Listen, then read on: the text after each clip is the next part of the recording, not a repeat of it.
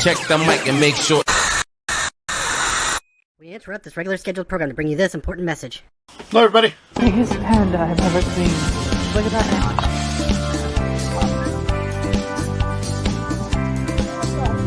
Oh, yeah.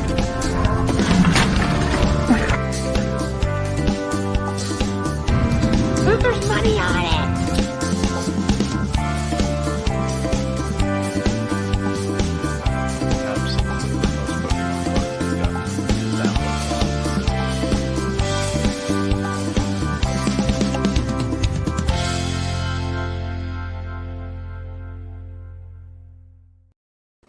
Hello, everybody.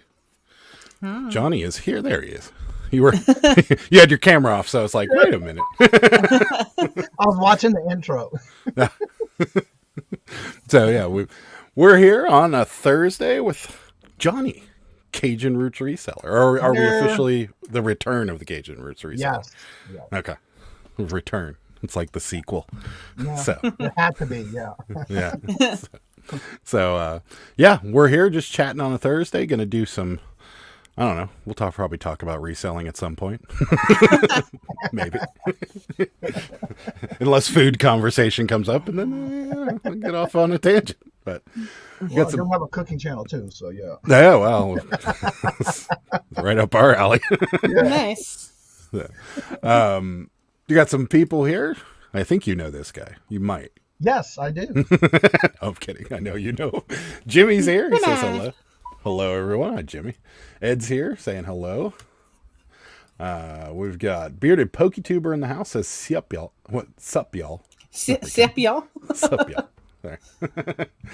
And this guy in the chat. Mark's here. Oh crap! A quest. Do we have to be good tonight? I think he means a guest. Yeah. Oh, Do we have to be good tonight? Well, I mean, a little bit. You know, don't be mean. Had drum wings today, Sarah. Just Gross. so you know. Yeah. And Kristen's here. Says, "Hey, gang, what's up, Kristen? Thanks for stopping by." I just saw him on a fair yesterday. I was watching a video where they were on there. Who, Ed? Yeah. Yeah. Tell me what channel he was on. He's on with us on Mondays. I don't remember because I remember the name. Was it Jay Stash? I think he was on live with him a couple weeks ago. But I'm not sure because it was just this week I watched it because it came up in my feed and I watched it. yeah, got it. Somebody I guess it was a request or somebody in the chat said their name or something, and so I went and looked up his channel. Yeah, Ed's good. Yeah, Ed does a lot of really informational videos. He did he was the first person I saw did a Macari local video, which was kind of cool. I didn't know that Macari actually comes and picks the stuff up, or well, Uber comes and picks it up and then drives it to the Crazy. people. It was amazing. Yeah, I did see about that. I did see there was like a rollout they did on Macari, and I did see how they were doing it, but I have not done it yet. The only thing I have done is a local pickup, which I didn't know was available on when they rolled them out on eBay, and I was able to do that for the first time. And I was a little nervous about it, but I picked the little spot where the police station is, where they have a big parking lot with all cameras, and it went fine. Yeah. I don't get nervous about the people I'm meeting. It's just, I don't know, like when I used to sell, if I sold a truck or something on Craigslist or Facebook or whatever, inevitably everybody would blow you off. And so like we did local pickup on a few things on eBay, and then it just got to the point where we had one person that was like, well, I'm like 35 miles away from you. Can you meet me halfway? And it's like, no. So yeah, that's what, but yeah. Or like my sister lives near, like we live near the airport, or my sister lives near the airport. I'm just going to have her come and get it. I'm like, you can't. Like, you have to scan a code on the phone. Like, you can't. Your sister can't come get it. Yeah. So. Yeah, because you have to scan it in the parking lot while you're there with the transaction. Yeah. You can also get them to do a feedback at the same time, but that doesn't always work. Yeah. When we first started selling, we had a guy who wanted to buy like 4 or 5 records off of us, and he was nice enough, but he couldn't figure out how to get his phone to work, so he brought the printout of the code with him. I remember that guy. He was so cute. Well, that would work too, as long as you had the code to scan on your phone, showing you picked up your phone. Yeah. Yeah, it worked. But yeah, it was still, we turned it off. We don't do it anymore. But, Yeah, no. I only do it like if this person happened to be living, I want to say New Hampshire. No, it was New Jersey, and he was wanting to come up, but I had him come to me. I went to the next town over where the police station is. And he had no problem with it, and he kept up on the phone like I am, through eBay with the messenger. I am an hour away. I'm 20 minutes away. So it worked out. I was just leery because I've never done it before. So it is a little. Went in and done it, and when he told me what he wanted to do, I didn't know, and I happened to be on the morning show, and someone told me about it, so I just went in there and changed it, and he went on ahead and purchased it. So yeah, nice. Yeah, but I don't have it set on all products. No way. Yeah.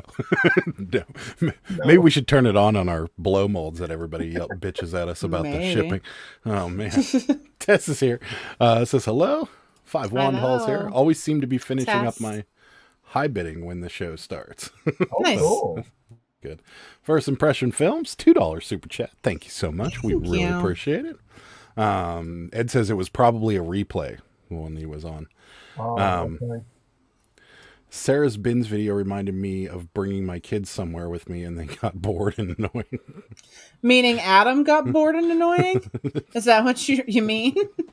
It's possible. I want to first say again too, before we get too far, I want to thank you and Sarah both for asking me to come on the show, and I was always looking forward to it, even though I am a early bird kind of person, going to bed early, getting up early. Nice. But I do tend to stay up because I did make a commitment this year, after the first of the year, that I was going to go on any and all channels that I could go on, and so that's why I wanted to do this. We love to have you on.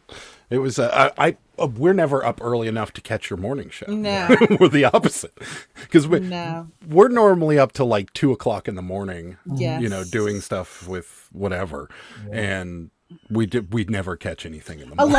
A lot of people like listening to Trash to Cash podcast. Even like Commonwealth Picker says he's up until like 2 a.m, and Carrie says he's also up until like 2 or 3 a.m, and Dave is in bed at like 9, he said. Yeah. But like the people that do it full time, I feel like they're like, most of them are on like what they call reseller hours. Yeah. And that's being up until like 3 a.m. Well, what's funny is when I'm waking up, and one of the first things I do is I'll come on when I turn my computer on. If I see somebody that's live that I know, I'll be watching them while I'm working, and then it's like, oh, you just stood up? No, I just waking up. I'm just. So it's pretty fun. Yeah, we don't. Yeah, Sarah was a morning person. Yes. Until she started doing this full time, and now she's not a morning person anymore. I started going, like, I would be in bed at like 9:00 at night, sometimes even 8:30, because I would get up at like 4:30 or 5, and then whenever I quit my job and started doing this full time, I just progressively started going to bed later and later and later and later. I try, but it's not good all the time for me to do. I don't know. I just can't do it. We were talking to John, Cincinnati Picker, and he goes to bed at like 9 or 10 o'clock too. He holds pretty normal hours, and I don't know which is better or worse. I kind of would rather do that, but I just can't get out of this. I almost did, but I didn't. Well, once you get used to it, it's just something that it's a habit, Yeah. Even our mail lady knows. She's like, I try to be quiet if I come at like early, because I know you guys, are still sleeping at like 9 a.m. She does. Rachel's here. Adam's here. Hello, everyone. Jennifer. Hello. Fortnite Jack. Jennifer. Yeah. We've got all kinds of people. I do suggest it, Macari. The Macari process is very simple. Jennifer's saying everybody hit that like button. Please do. Return of Kajun Roots Reseller. There is the link for Johnny's channel. It's also at the bottom of this video. For those of you that are rewatching this, make sure to give Johnny a sub. Great live shows. And you got a couple auctions too that you do every week, right? You do bingo. I got a full schedule on a regular basis every week. Yep. So Monday through Friday, I don't do anything on the weekends. But yeah, Monday through Friday morning shows at 8:30 a.m. Eastern Standard Time, Monday through Friday only. And that's more like a promote your channels. If you have something special going on, I open the panel for anyone who would like to come on. And then I do Friday mornings, I do a featured channel of the week, where that runs from Friday to Friday. And then before the show starts on that Friday morning, I have a new featured channel for the week. Cool. On my community tab. And then every Monday night at 5 p.m. Eastern Standard Time, it's Fun Night Bingo Night. It's free to play. You win prizes. We play 6 games every Monday night. And it's just a way for people to come in, have fun, relax, and just cut up in the chat. And everybody seems to like it. Yeah. I carry at least up to 70 people to 75 people every show. If not, it's starting to grow. But I've been doing that for a little over 2 years now. That's awesome. And then every That's Wednesday at 2 p.m. Eastern Standard Time, I do the Hump Day auction. And that's every Wednesday at 2 p.m. Eastern Standard Time. We do have 3 co-hosts and, well, myself and 3 others. And then we also have a guest every Wednesday. And then on every other Friday, which this Friday we're the off Friday, we do the TGIF Buy It Now Sell auction. And all of those are guests. Whether you new and trying out the auctions for the first time, I teach those who want to learn how to do it. I basically teach them a lot in the backgrounds of what would be the right way for me. I teach them how I do it. Now, that doesn't mean they have to do it that way, but I do try to teach them a good way to start, make them feel comfortable, and then relaxing enough to where they can do it. And I've had a lot of people who started on our show and has gone on to their own on their shows. So I know a few of them. yeah.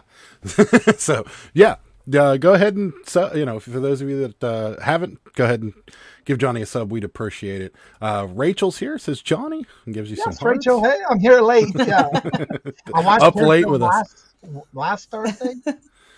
Or one of her, I think it's Wednesdays or Thursdays. Whatever night she does her late night show, I actually stayed up to watch it. Friday. She's Friday. Yeah. Yeah, she's The one Friday. with Joey Bada Bing? Was Yes. that the one you watched? Yeah. Oh my god, it was so funny. Okay. I was dying. The picture, the picture was good. So, Adam Baldy Pals here says hello, Johnny. Yes. Hello. Let's see, we've got Endoza here. Good evening. Got my whatnot winnings from you guys. Oh, Thank you good. very much. You're welcome. Thank you. There we go. Ed says these lives are fun, Johnny. You should see how Jimmy, Adam, and myself talk on Mondays. It's some weird conversations. It's true. Johnny's seen a couple of ours. I've seen you in the chat a few times. You know what? I was talking to my friends. A couple of my friends watch the channel that I used to work with, and I was like, Ed and Jimmy and Adam, they all like love each other so much. Like after the live, they talk to each other for like an hour. It's true. They just like love each other, and they're like, we can tell. We can tell they all love each other so much. Like they all come alive together. Yeah. And they just love each other, and it's just It's so like chemistry, great. Yeah. Yeah, we definitely. Yeah, I do. We try to do. stay up and watch different shows because if I haven't seen one in a while or I'm not able to fall asleep, I will stay up and watch some of the later ones. But usually I'm only in there saying hello and kind of staying up as long as I can. But yeah, Yeah, not all it's the time, but it is. It is what it is. We got the other Strickland in here. Drew's here. Says what's up. Hi, Drew. Thanks for stopping by. Hello, Drew. Got a bunch of people. We got Kevin and Laura. Hey guys, we're watching on the TV and it's not logged in. Hope to see you all this weekend. Adam gets to buy lunch, not voodoo chips. Voodoo chips are good. When we go to the bins. Talking about the voodoo chips from Utz. No, yeah, is it? Utz makes them. Yeah, you mean they're like salt and vinegar and Cajun flavor chips. I'm having a brain freeze on what the chips are, the name of the chips. Here, let me look. I'll show you a I'll show you a package. Zaps potato Yeah, chips. Zaps. Yeah, Yep, Zaps. Zaps. Yeah. Yeah, so good. I love those chips. I finally found some around here that sell it. It's like, oh my god! Every time I get Yeah. them, I gotta get a couple of bags. Yeah. Well, Yeah. Amazon. Yeah, you can get them on Amazon. Actually, I ain't surprisingly. paying that kind of money. I'm getting it for $1.50 at the place. that's right. Yeah. It's one of those discount So stores, like good. what you call them, Big Lots, Uh-huh. Oh yeah. Ocean State Lot, and they finally started carrying them. So every time I make a trip there, I definitely grab a couple of flavors of Zaps. Yeah, Yeah, they're so delicious. They're I just all over. found I got a bag stashed right here. I just found some New Orleans Cajun popcorn. Oh, From nice. New Orleans itself in Gentilly, and this one happens to be a Bananas Foster's. It's too bright to Oh. see, but it's Bananas Foster's, and it's called Cajun Pop. Oh wow. And they have a whole different array of like chocolate pecan pie and beignets and Fosters and all kinds. Yeah. Sounds like something that I might need to try. Oh, they're good. I bet. It looks good. I got a couple of bags down here and a couple of bags upstairs. Yeah, You got them stashed everywhere. yeah. Super fast Tortoise in the house. What's up, Tortoise? Thanks for It's just stopping so by. hard to eat in moderation because it's just once you start eating them, like with Zapp's chips. Yeah. Zapp's chips. We had, I believe it was Shorty Resells and Beard Guy Fishing sent us some Buckies. What were they called? Oh, Beaver nuggets. Yes. beaver nuggets. Yep, that's it. Oh man, those were hard not to devour that whole bag whenever We they were got here. watching last weekend. We were watching. I know they changed their their name to it's Redneck Resell. Courtney and Colton. Yeah. And they went to Bucky's for the first time, and it's like they passed right by the beaver nuggets. Like, picking those up, and they just kept on walking. It's like, no. You gotta. Yeah, no, they were good. And for some reason, Fart Sack Jack says highlight my comment, buddy. So there you go, bud. I did it for you. Yeah, he's one of my regulars in the morning show. Yeah, Fart Sack's great. We gave him the name. Well, sort of. Oh, I'll never forget the first video I watched. So I had to get Robert to watch it. He says, "Oh my God, I gotta subscribe." He came in here. I don't even remember, Farcheck, what your original name was, but he came in and he was talking. He was in the live for like an hour or something, and then he's like, "Hey, I got to get going. I'm gonna hit the fart sack," and we were like, "What?" It's the first time I've ever heard anybody call it that. And then, like, as we were going on, he would just talk about the fart sack. I'm like, "You should change your username to fart sack something," and he did. So, yeah, here's Shorty Resells. Zaps. Almost bought some of those today. Hey, thanks, Ed. We really appreciate the $10 super chat. 3 of us really, really clicking. Yeah, we usually stay on for an hour and a half after the show. Glad I met all you guys. Thanks, Ed. I always feel bad for Jimmy because Ed's like 3 hours behind, but then like poor Jimmy, it's like 1 o'clock in the morning. He has to get up for work. Yeah. So, Bearded PokeTuber says they are addicting. Adam's Exploits here says you're up late, Jimmy. Yes, I am. That's right. He has an Ocean State job Ocean State job lot about 8 miles from him. Yeah. It was his name. I don't remember what his name was though. So something we ask everybody when they come onto our show for the first time is, how'd you get into this crazy business? How'd you start reselling? Well, from New Orleans, I had been born and raised. And by the way, I've been married we've been together for 12 years, but married for the last 6 years to my husband. And the job that he has, he was trying to, well, they were promoting him, but what happened was they were closing the office down in New Orleans where he was working. Mm-hmm. And so they asked if he would to stay on because he was going to go ahead and find another company to go to. Mm-hmm. And so they offered him this with not only more pay, but his seniority would be even better, and the pay, the moving and everything. So him and I had a conversation about it. I said, I've never lived anywhere except for like Florida and Mississippi when I was in the military and that kind of thing. But other than that, I never really moved anywhere else. I was always in Louisiana. Right. And I had my own businesses since 2005. And I say businesses because I had 2 different ones at the same time. And so basically, I had to give them up because if we were going to move, we had to find a house and all that kind of stuff. And so I would ask them, so what am I going to do? What kind of business? I'm not going to work for somebody else again. I've never done it in 2005. I don't know what else to do, Right. I can't see myself flipping burgers anywhere, I've done it before. Been there, done that, threw away them all uniform. And so he said, well, why don't you watch some videos? I said, videos? I only seen a YouTube video once about how to fix a drain pipe in a washing machine. So I didn't think nothing of it. And so he started watching the traditional ones at that time. And it's like, oh, okay. Well, everybody tells me I can sell ice to an Eskimo. I can't see why I couldn't do that. Right. And so while he would go to work, I would watch more videos and things like that. And then we had to come up to Massachusetts because this is where the business is, the main office. Mm-hmm. And so we basically were up here for about a little over a month, found a house. So my goal was to go back home while he stayed up here to work and pack the house. And of course, I was already ready to go to sell because we had 2 homes in Louisiana. Okay. So the biggest thing was to pack it all, get it ready for the movers and that kind of stuff. So what I did was, being that I knew I already made up my mind that I'm going to do eBay, at least try it. And so I basically went around and packed. If we didn't touch something that was there for 6 months or more, we forgot about it. It was still in the same package, never opened. It got in a box marked eBay inventory basement. I already knew that's how I was going to start my inventory. Okay. And so needless to say, I had a lot to get in the basement when it purged the house. Right. And so that started. We got moved here. We moved here to be 3 years in June. And then exactly 1 month later, I had everything set up. eBay room was set up. My sewing machine and my quilting machine was all set up because I also do quilting as my second business. Nice. And so I had everything set up. And then exactly 1 month later was when I started my eBay store. Nice. And so I basically listed, because I did the basic store. You can only list so many things and this, that, and the other. And I had these crates full because I used to buy storage units. And so I had these crates full of Barbie dolls. And so after I listed as much as I could, and it's like, okay, I'm at my limit. They won't. I will have a little bit more time before they up my limit.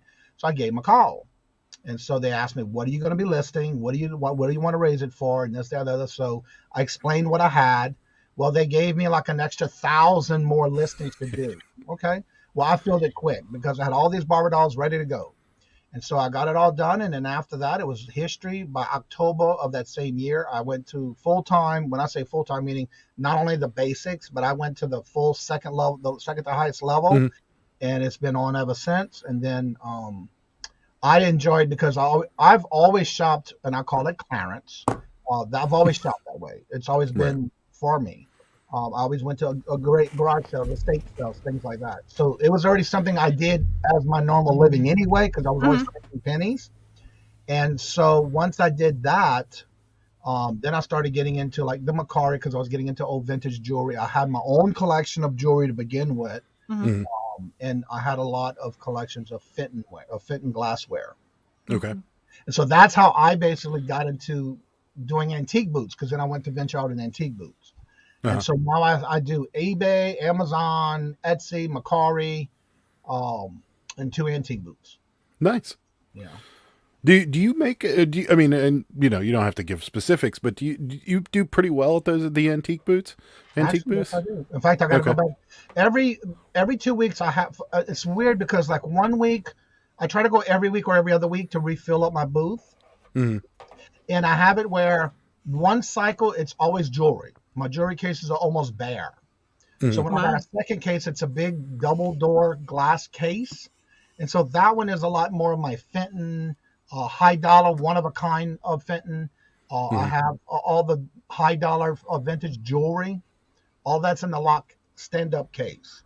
And then I have a lot of smaller ones that have like your, not high dollar, but not expensive, but enough that it's something that I put in a case because I don't want them to walk away with it, kind of thing, and put it in the pocket. Right. So they're still in a lock case, but not as big. Gotcha. And I find every other week I'm bringing something different. So I try to, like right now, I'm working on a lot of silver and blue glass and Fenton, because that's what's moving right now in my booth. Okay. And then every other time I go back, it's jewelry. So I'm always bringing a little bit of everything to kind of keep it filled. Yeah. And then I do things like little small trinkets and things that I can fill, the little fillers in the booth. Yeah.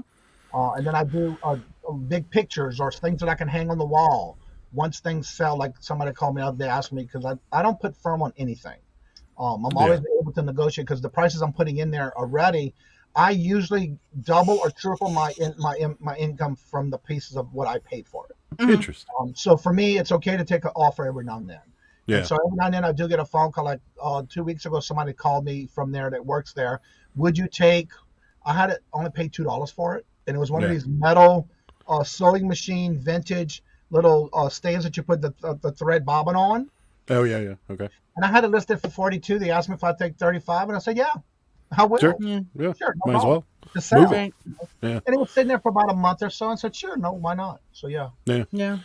So I have another question about it, but Whirl Squirrel has a question for you. She says, Quilton, do you have a long arm too? I sure do. I have a Juki, and my long arm and my table, I can do up to a king size quilt. Wow.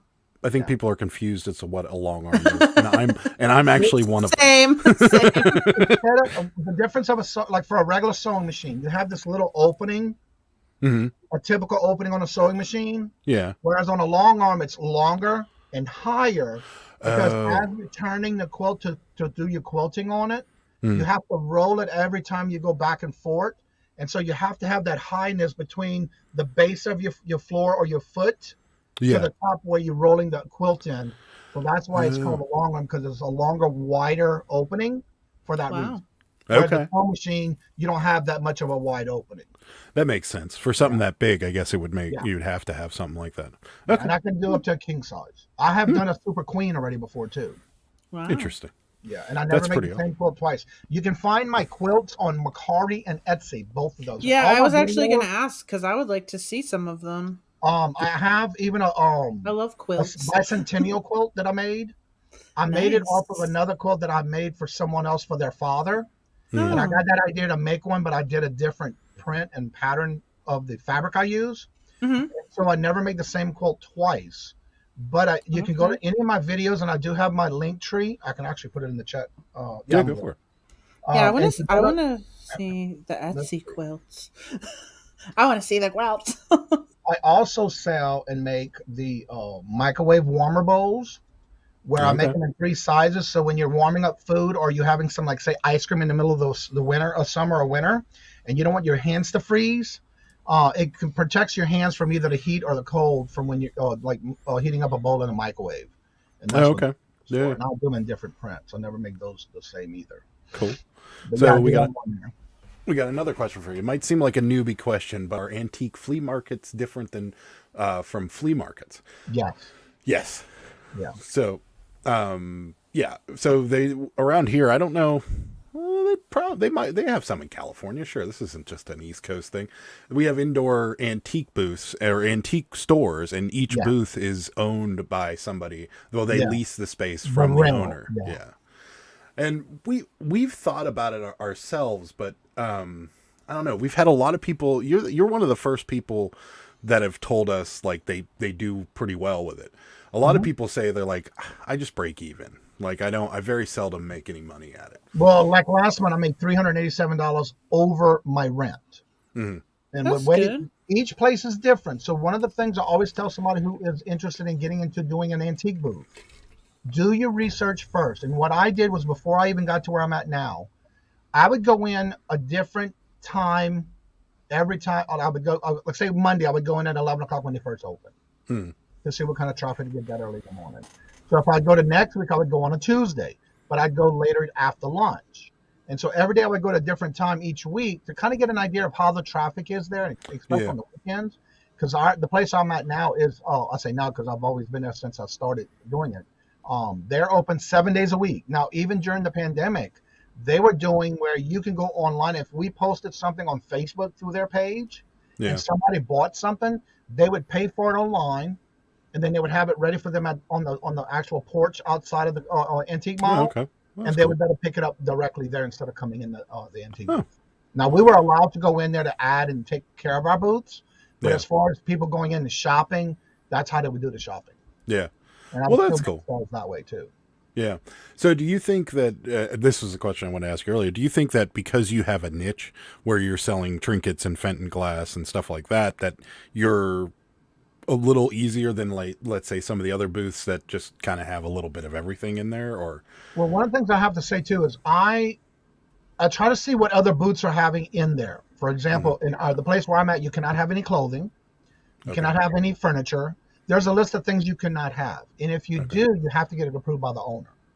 Because there's certain vendors already there that's been there for a long time that's what they specialize in. But when it comes to furniture, a lot of times, if it's something that somebody wants to use as an outdoor piece, because that's where they put it, outdoors. Right. There's no indoor things for big pieces. And so for me, I tend to watch what other people have in their booths because I want to be different. I want to have something different than what they have. So for me, when I'm sourcing, I'm not afraid to pick up an old 1945 Singer sewing machine in a wooden case. Right. I'm not afraid to get those big projectors in the cases, because those are the things that sell for me are old cameras with the cases. When I buy things like that, like camcorders, the old time big ones, I sell those as fast as I put them in the shop. So really? I watch what sells the most, and I've tried to find them and put them in there as well. Okay. That's what seems to be moving for me. Interesting. Yeah. Yeah, Big. we've thought about it, and there's a place that I think out of all, there's a place really close to our house, but I don't think that's up our alley. But then What there's place is that? the one that we buy the postcards from, that has kind of like where you really can't tell they're different booths. Yeah. But then there's that place off of 51 that we go to all the time, and that was the place I looked at, but I don't know. I don't know if we could stock it at this point. I feel like we could stock it. It's just no disrespect to my future husband, but I would be the one organizing it and pricing it because he has terrible handwriting and he's very not organized. Yeah. So that would just be another project for me. Yeah. I'm sure I can make it look lovely because I'm very good at merchandising, and I did work in retail for a very long time before I worked in my office job, but she's 100% accurate there. No, that's the truth in it, and that one of the things I always recommend too is if you decide you would like to try something like that. I started with just a very small, and it was like $25 a month. And it was like some places have like these bookcases that are like, the old time corner bookcases you would see in somebody's kitchen or in their living room. Well, they have those type of things where you can also start with something small. Right. And that's what I did until the actual booth that I was eyeing that I wanted because of the way the traffic was flowing in there until that came available. So at least I was in the doors when it finally was available, because it took me about 2 months to even get in there. Yeah. But once I did, I started at a small booth, and then I was able to work my way up to a bigger one until now I have an even bigger one, but now I have two. Nice. But as long as you know you can do it and you know what you can fill it with, you see what moves. And a lot of times when I go in, one of the things I always tell people, and they don't do this, and they don't think about doing this, is when I go in there, every time I go in there, I'm moving things completely around. I never try to leave it in the same spot. It's just like any store you go into, you never see the same thing on the same display. Yep. And that's because you do have people who go in there on a regular basis. And if they see it's still in the same spot, they're going to think, oh, okay, it's the same stuff in there. Right. So if you move things around, and the reason I move things around is, one, I'm dusting and cleaning. Yep. I need trash. People are so lazy to leave trash in my booth. And that way I can also have it clean and ready and then put other things in there. So that's why I do that. Yeah. Makes sense. Yeah. Fartsack Jack said, sure didn't figure we'd be talking about sewing machines. And then you got your link tree. There's a I have a question. this scrappy quilt, this is beautiful. How long did it take you to make that? 1 day. Are you serious?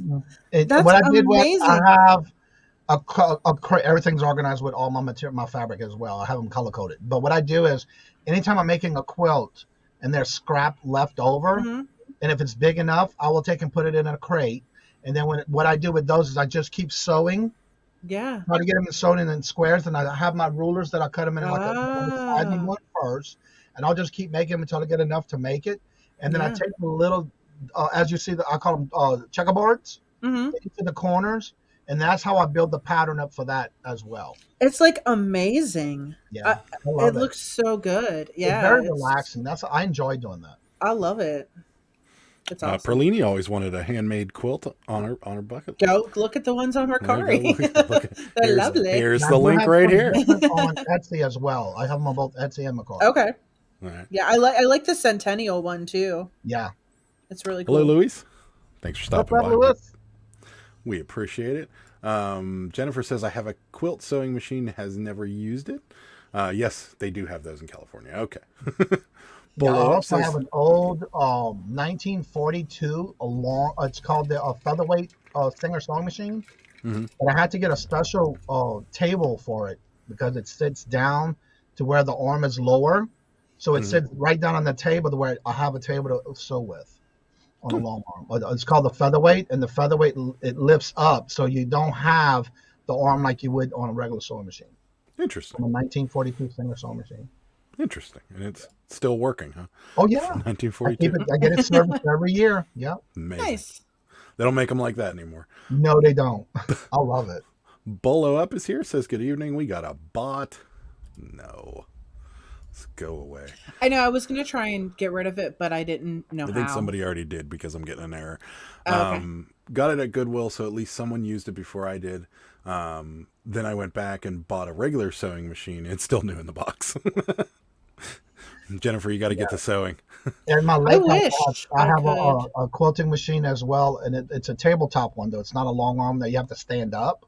But the Yeah. one I have at the lake house, you sit in it. It's a big long one as well. It's a long arm, and I have a regular sewing machine that I use as well. There, I have my own setup at the lake house as well. Nice. Rachel just listed 2 sewing machines on eBay. Yeah, I do all sewing machines. I bring them to my antique booth because that's where they sell fast. That's Somebody awesome. told me when I first brought, oh, you never get the 265 for it. Within a week, it sold for that 265. Yeah. I feel like if you're going to sell those, antique booths are the place for them because I feel like a lot of the clientele are into that kind of thing when they go into antique booths. I mean, Well, we go into antique shops, but my first episode in my first booth I had this large, when I say large, it was pretty big, ginger jar. And I had the little wooden stand, the little Chinese stand that you put them on. It's a Japanese type jar. Mhm. And I got it for free. okay. And it sold for $285. And somebody says, you'll never get that for that. And it sold within 2 weeks of me putting it in. And nobody called me for an offer. They went in one day to refill my booth, and it was gone and sold. It's like, I love yep, it when people that's say what I'm that to talking us. about. That's my personal favorite challenge is when people are like, "You're never going to get that kind of money for Yeah, that." And you're exactly. like, "Watch me." You listed it for how much? That's right. And it's going to sell for that much, too. Yeah, we being on YouTube, you get those comments very frequently, and you get like, and I've done it to Sarah before when she first started selling. When we first started selling the reverse weave crew necks, and she's like, "Yeah, it's $100 crew neck." I'm like, "No, it's not. How can a sweatshirt be worth $100?" And Yeah. we've sold several of them.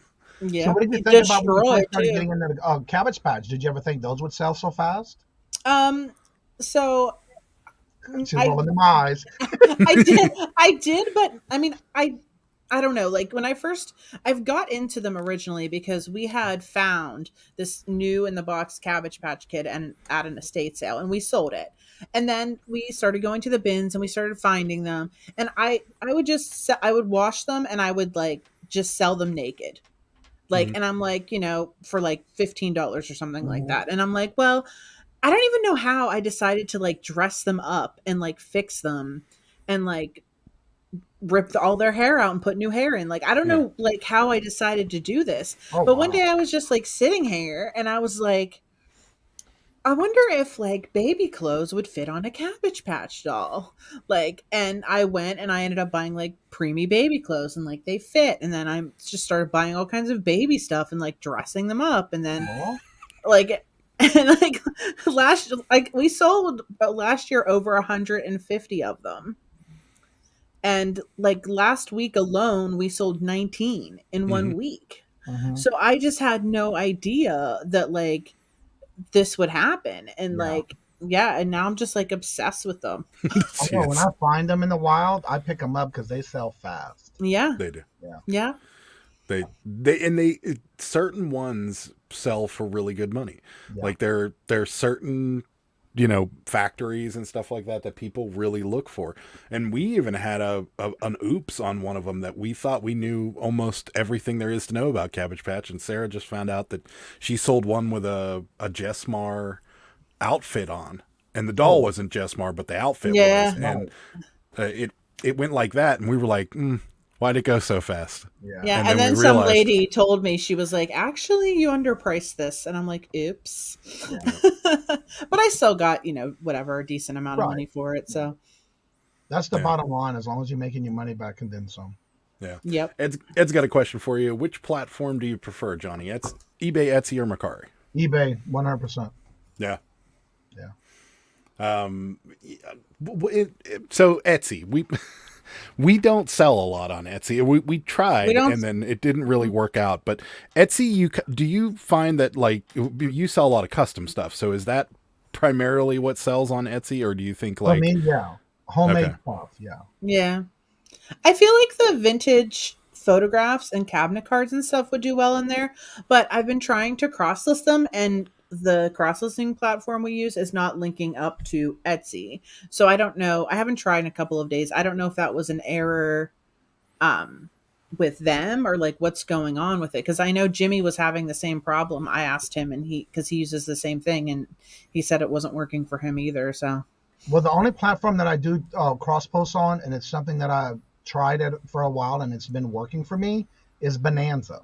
And the only thing I use right now is eBay. And what I do is everything I'm always listing on eBay, but then I update every night on Bonanza. Now I have more sales lately. It's just all of a sudden this year, all of a sudden I'm starting to have more sales on Bonanza than I did last year. And I don't know if it's because I'm listing more items or I'm listing more different items. I'm not sure. But it's like all of a sudden this year, my sales have doubled already than what I did last year on Bonanza.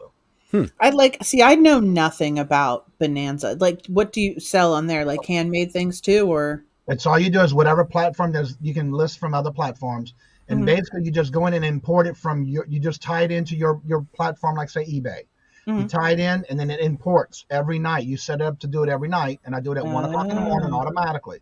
So if I'm listing, and you can list on Bonanza too now, but I don't, because I always list on eBay first. Because what I like about it, if it sells, now there's only one downfall that I don't like. If it sells and you have multiples, it doesn't pull that one from, say you have a listing of 5. Right. You one on Bonanza, you have to go in and eBay and check it, because you're still listing it as 5 and you already have one sold.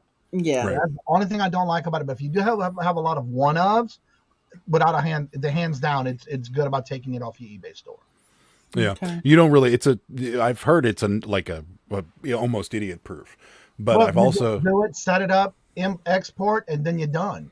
Now, every now and then when I first started, I would go check on it, because it was like some of the pictures were not exporting and some of the things we're having issues with.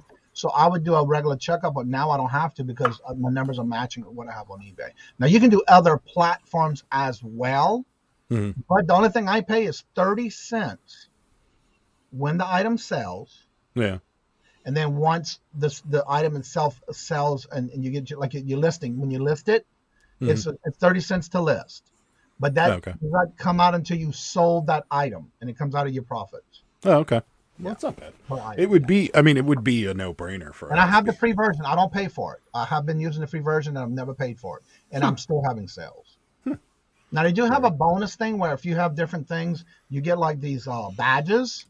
And then a lot of the badges can be used for like free listings or free this or free that throughout the time you're doing it. Yeah. And like, what is the commission for Bonanza? Is it the same as eBay, or is it like Poshmark where it's like 20%? I want to say it was 18 or 20%. Okay. Yeah. So it's like Poshmark. Something like that, yeah. Bullo Up went to go take a look at your quilts, so they'll be back.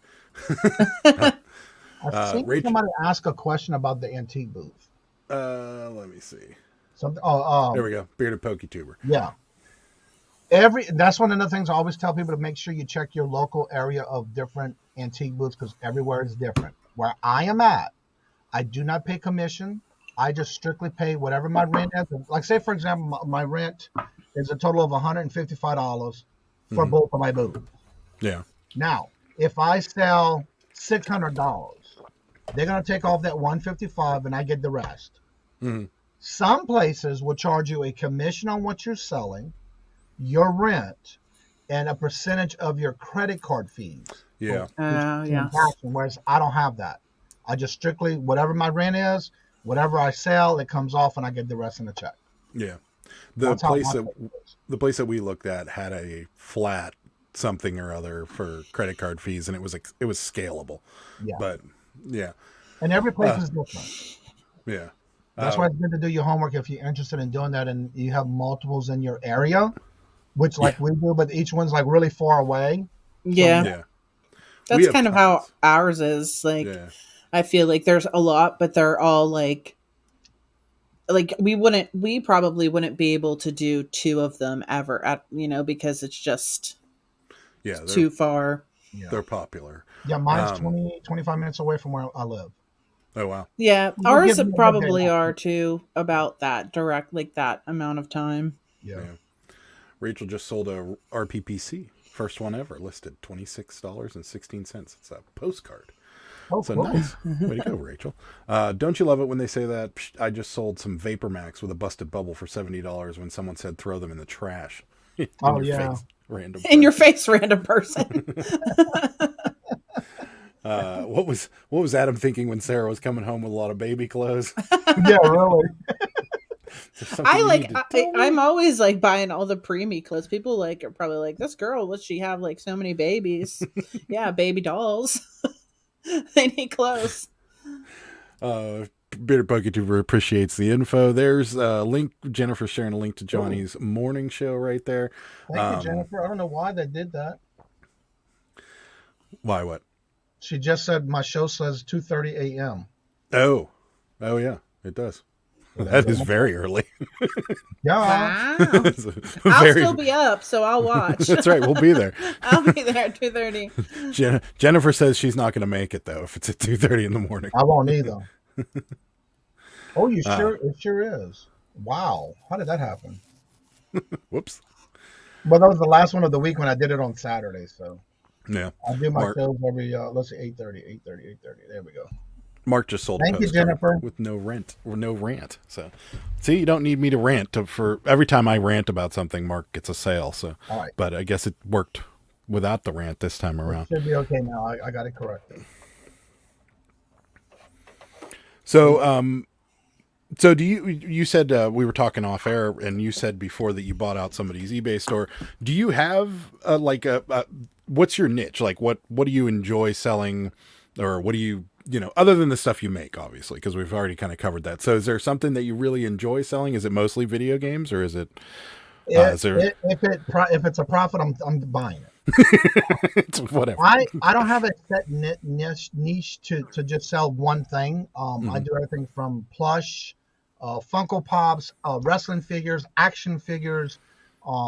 I keep a good supply of games and puzzles. Most of everything is all brand new sealed. Models, like the ones you build, those are my top sellers. That I try to sell. Then I have a lot of filler stuff, like old vintage stuff that I don't really want to put in the antique booth because it really probably wouldn't bring that kind of money where I'm located at. Yeah. But I find it does sell well online. So that's what, depending on what it is, determines where I put it. Okay. So you're kind of like us. If you can if I can make $1 off of it, I'm selling it. Well, but I used to be like that at the beginning because I would put anything on there. But now what I do is when I buy something, no matter what it is, like say for example ink. I'm just grabbing what's here because this is gonna be my next ink I'm gonna put in my printer. Right. I'll say it's a pack of ink. If I pay $2 for this, I am looking to make at least my $2 back. Right. And then I want to make sure I make at least $4 or $8 back in my profit. Right. Okay. It's my goal. Now, if it makes more, I'm happy for that. But I'm trying not to make any less because that's my goal when I list anything on eBay. Okay. I'm listing. Got it. You got to have as long as you have goals, right? And I feel like that's like similar to us. Yeah. Like that's similar to what we do. I'm not going to buy like a dollar item that I'm going to double up to $2. That's not worth my time. Because I'll make a bust Edward's bubble on that question. I only buy brand new with tags I do retail arbitrage. And if it's not brand new from the store, I actually don't fool with it. I don't have Good for you. To do that. I hate shoes. They're disgusting. Who do it, but when I buy shoes, they brand new with the tags from the store that I'm retail arbitraging because I tend to sell those quicker, and I always tend to buy higher sizes. Yeah, I try to stay away from like the 9s and below. Yeah, and so far that has worked for me in my business, where I have no time. I don't want to keep shoes in there that I'm not going to sell. I have to wait to sell. So I don't tend to. And I guess for me, it's when I'm in. And don't get me wrong, I have tried to check out some of the thrift stores. It's just I can't get past that smell. So for me, no go. I'm sorry. I heard Sarah can't touch them. She holds them by the shoe. I can't stand the shoe. He'll clean the shoe. So I'm like, if you're gonna clean them, it's fine. Yeah. I am not cleaning them. I will not. I hate them. I don't want to clean them. I hate them so much. So he'll clean them and I'll list them. But this is the thing he does. Once they're clean, he'll like put them right in where I'm listing. And I'm like, I'm working here. Like, get them out of my face. I hate these shoes. That's true. Like, I hate them. None of it. None of the stuff she's telling you is false information. I hate the I shoes. don't doubt it. I look at it this way. I have my things all organized in categories. I don't have the space to put a shoe rack to organize shoes. Mhm. I have a section for clothing, which is very small. It is a one bin full of clothing and shoes. And when I say that, it's because it's brand new, and that's it. I don't do a lot of clothing, and I don't do shoes unless they're brand new. Yeah. Don't like shoes. Now, I mean, don't get me wrong. Adam did find a pair of Air Jordan whatever at the bins that I would have never even touched that we sold for $100. Now, don't get me wrong. I know they make good money, but for me, I still don't want to touch it. I would find a pair of shoes and say, oh my God, this is a brand name. And then I get home and go to list and it's fake. Yeah. Oh God, I wouldn't want that responsibility for myself. So Yeah. if I don't know anything about it, I just started getting into comic books recently. And for me, comic books is a great, interesting category in its own, as far as the artist and the work that they put into it. And I enjoy that. But for me to get in the shoes is just, to me, it's a waste of my time. I still hate it. Like he cleans it, it'll still sit there for a couple days because I hate it so much. Yeah. Now, if I'm getting like a box of 15 pounds of Cabbage Patch Kids, those will be done in like 3 days because I love them. Yeah. Like I love working on them. It's fun for me. I enjoy it. I make money off of it. Or like toys or even books or postcards. I like researching them. Those shoes, get them shoes away from me. Meanwhile, she'll be in our bathroom for 20 minutes shampooing and conditioning and Cabbage Patch's hair and then cutting. I will wash doesn't the wanna clean a Cabbage pair of Patch's shoes? hair. But they weren't, Cabbage Patch doll wasn't on someone's foot. No, it was puked on by 12 children. No, it wasn't puked on. I think I would know if it was puked on.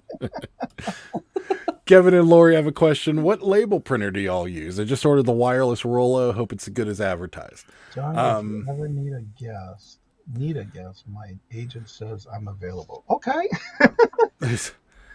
We have a Rollo, but it's not the wireless. And it's been a workhorse.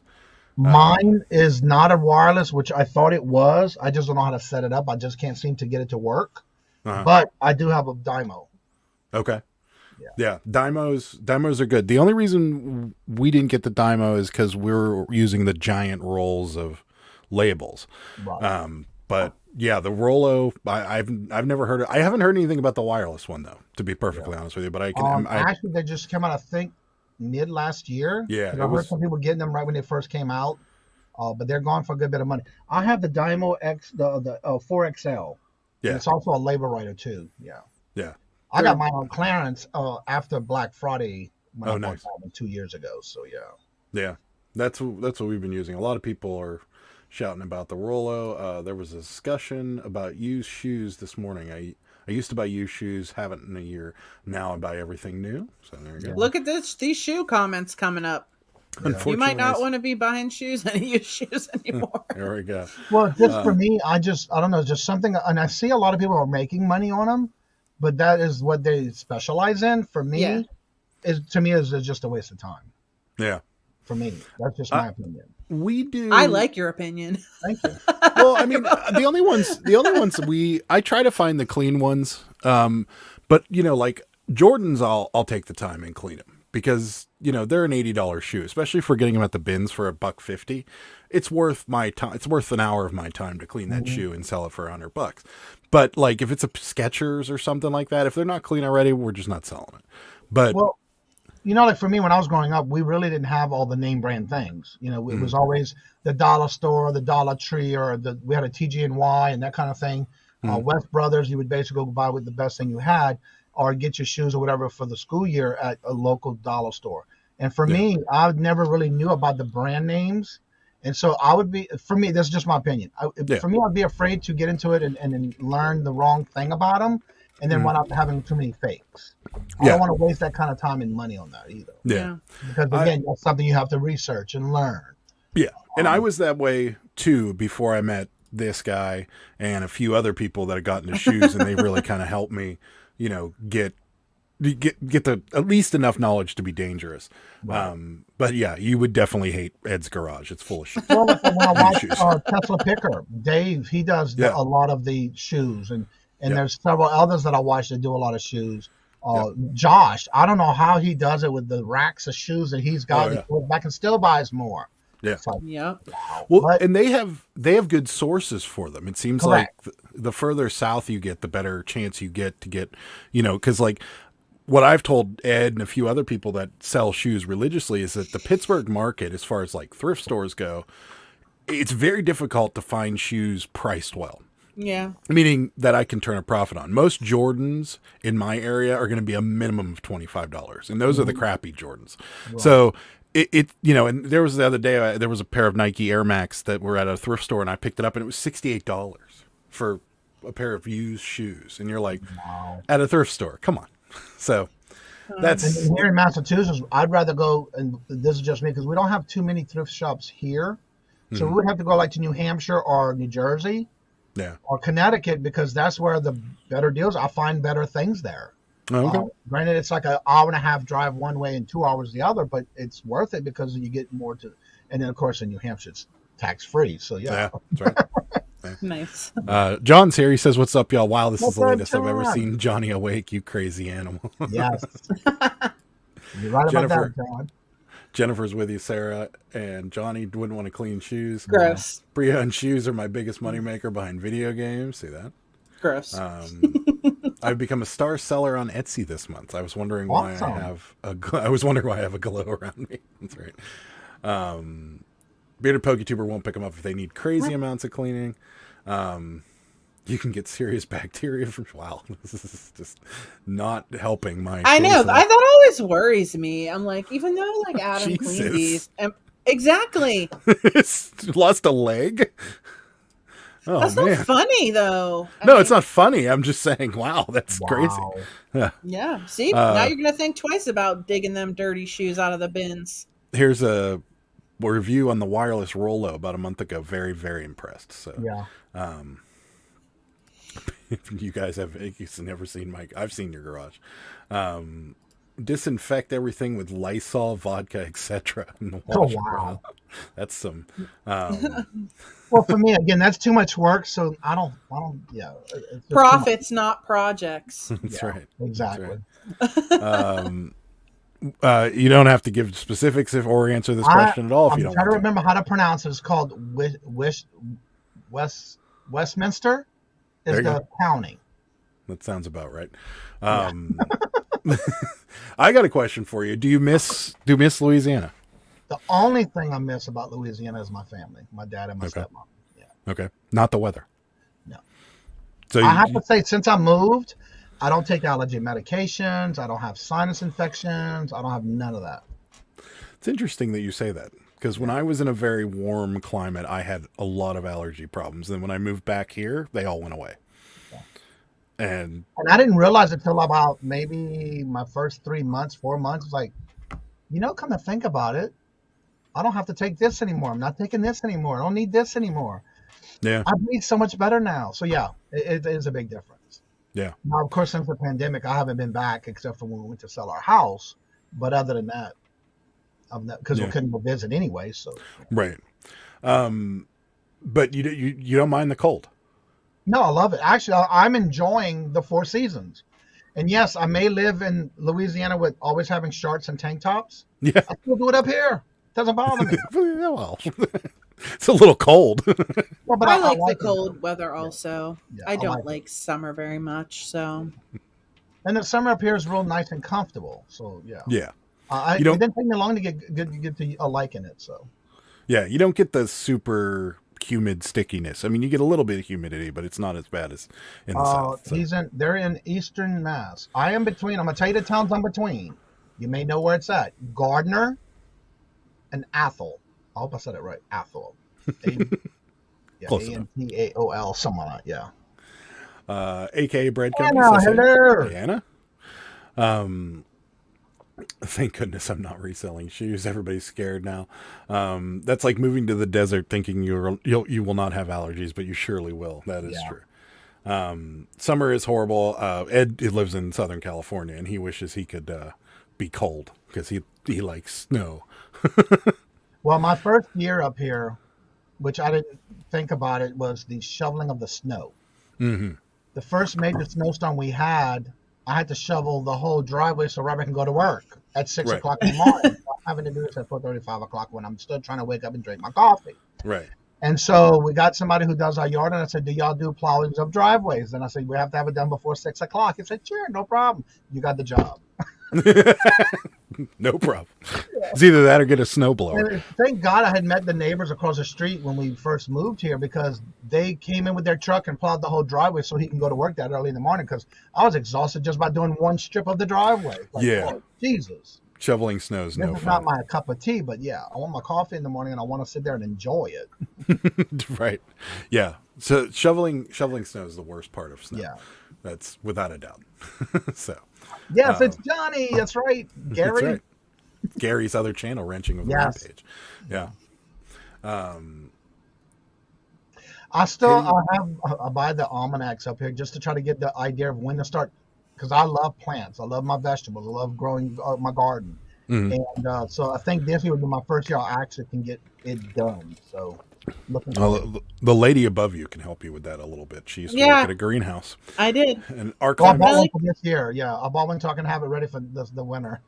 yeah. I just Yeah, gotta put it in the Yeah, I'm pretty good at growing vegetables.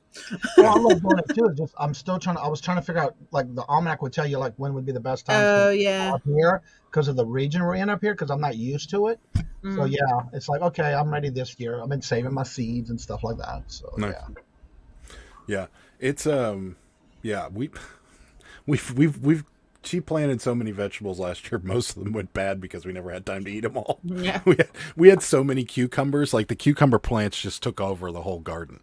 And Well, the one we didn't like, we have a smoker, and he was making like smoked salsa and stuff like that with the tomatoes, and it was so good. But we like just didn't have time, and our smoker is like almost dead, so I think we need to get a new one this year. I put one on the wedding registry. You know, nobody's bought us a it's $500 really the smokers. wonderful when you want to buy Oh no, something. it's like 900. I put a good one on there.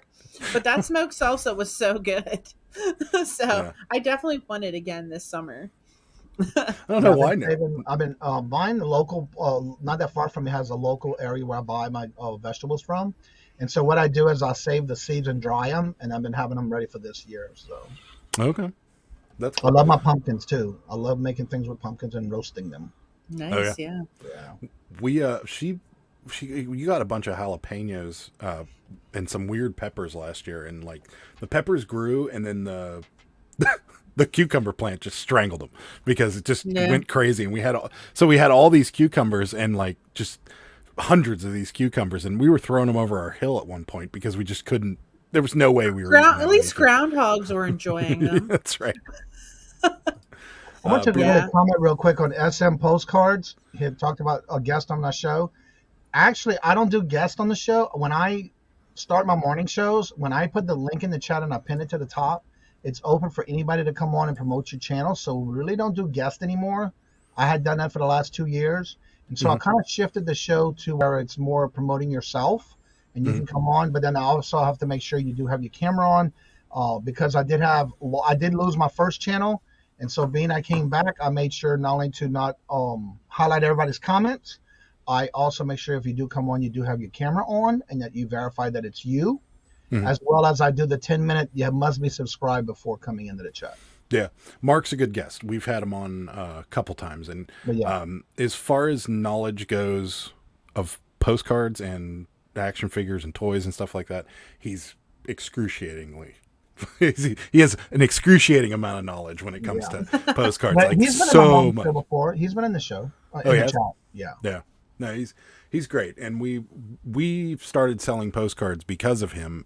Yes. And because of all the information he's given us. So yeah, great guest to have on. Yeah, I just started buying some because I'm looking forward to getting into that as well. It's a great niche. and it's easy. It's easy. You know, there's not a lot of packing involved. Right. There's not a lot of thinking involved. It's eBay standard envelope, so it's 73 cents or 93 cents at max. Right. Like, I bought and it's those simple. already too, so yeah. Yeah. And they're so like easy to list, and they take up like no space at all unless you have like 30,000 like he does. Yeah. Which they still don't take up that much space. Matt too. He's got a lot. Yeah. Mm-hmm. But the interesting one of the things I appreciate the most about selling postcards is, you know, like there are certain collectors, you know, groups of collectors that collect certain things. And some of them, like doll people, are very, very particular about things. And they're very snippy when it comes to certain things. Like when we got the bunch of antique dolls, we got yelled at for like the first week we had them on there because we had things that we weren't correct in what we were putting on there. And so people were like, you're wrong. This isn't that type of doll. It's this type of doll from 1953 or whatever. But postcard people, for the most part, are very easy to get along with and very, you know, most of them don't argue with you about things or, you know, it's very simple. Most transactions with postcards are smooth. Right. So I like unless that. They get lost and never show up. Yeah. Yeah. That is the one downside to selling postcards is during Christmas time, a lot got lost. So. Yeah. I mean, I don't know about a lot, but I mean, like, several. Yeah, Jennifer's right. I don't. As long as you show me before you go on, there's some people that can come on after without their camera. But yeah. I got to get up early one of these times. Let's see here. I drove with my mom and my boyfriend to North Carolina last year. Babysit grandma for the weekend. Could not deal with the humidity. Yeah. But yeah. When we went to South Carolina last August, and we got out of the car when we got to our hotel room, Adam and I were both like, oh my God, like this is insane. Like I had been to Florida before, like 15 years ago. And I remember it being super humid, but it was just like insane. Like I thought it was humid here in the summer. And when we got out of the truck, like my glasses fogged up, like immediately, like, and it was just like, ugh. Well, I'm gonna give you an example. If you're going on Highway 90 or I-10, and you're leaving Louisiana, you go through Mississippi, you can tell immediately when you're leaving Louisiana, and you hit the Mississippi border, you can tell immediately you're in a different state. The humidity is totally different. Yeah, it's crazy. Mississippi to Alabama is the same thing, but then when you get to Florida, it's a whole nother different ball game. So yeah, you know the difference as you're driving to Florida. Yeah. Yeah. Oh yeah. Yeah. I was just like, this is insane. How do people live in this? And I can say down south, if you want to know the temperature, walk out your front door, and that's how you're gonna dress for the day. That's right. Crazy. Well, and to be fair, when we got there, it had just thunderstormed for like 20 minutes. So that was, you know, the next day wasn't nearly as humid as the first day. But she's right. When we got out of the truck, we opened the doors, and both of us were like, whoop. It slapped in the face. Yeah. And then we ended up like Is it hard to breathe? There were like a couple restaurants and bars like within walking distance of our hotel, but because we weren't at the beach, we had gone down like a night early, and we had walked like not even that far to the like the beach or the bar that they had, and I was like drenched in sweat. Like I couldn't even enjoy myself. I was sweating so bad. Like in and you gotta it was awful. In, yeah. I was like, what is happening? Yeah. But that's why down south in Louisiana, you see a lot of us when we would wear tank tops. Yeah. Oh yeah. Yeah. I'd believe it. If I could wear t-shirts and shorts and sandals every day, all day, I'd be happy. Yeah. That's just me. But Sarah wouldn't like that all that much at all. I mean, you can wear it. I don't wear shorts ever. So no, but you wouldn't like living in a warm enough climate. No, I don't like warmness. Summer in the South. Yeah, it's sticky down there. Yeah. But, so, okay. So tell us, how'd you end up on YouTube? Like, what made you? Was it kind of a paying it forward type thing, or did you just? How'd you decide to all of a sudden take your reselling and move it into YouTube? I actually have the card right here of why I did it. I had the conversation, I think it was yesterday. All right. First, I was watching YouTube and just like everybody else. And I was the type of person when I go into chats, I wouldn't chat like you see everybody chatting right now. I was like just the first time going to a different church, and you sit in that back pew way in the back because you don't know nobody. Right. So I wouldn't comment in the chats. Then as I got to watching it more, I would, because I had questions. And so the shows I was watching, it's like, okay. And then so one day, Josh, Harry Tornado, did a little series that he did where you can come on for like, say, a few minutes, just say a little bit, and he would have the next person waiting to come on. Right. So it was almost like you waiting for the 10th caller on the radio station, and you could win. So, yeah. Right. And so I wound up getting on there, and I had a little chat. And then I did a couple of times where he was doing this Patreon thing where if you had questions about something, you'd have to have them written down. He would spend about 45 minutes for like, I forgot how much, I think $25 a time slot. Right. And so I did that. And then one day he just said, if you're going to do it, just do it. Right. And so I watched his video, and this was a hashtag movement he was doing at that time for Christmas. And it was basically support another reseller this holiday season. And it was actually this right here. And that's what I used in my very first video. Okay. And then that was November, actually on Thanksgiving Day, November 28th of 2019 is when I had my first video. And that's what the video I did it on. Interesting. And then the funny part about it, the whole time I am sitting there and I have this written right above my camera because I was nervous, making sure I wanted to say what I wanted to say. And basically I came up with this, and I had it underneath my camera so I can definitely look at it. Yeah. And that's what I would say and read it off my camera as my intro.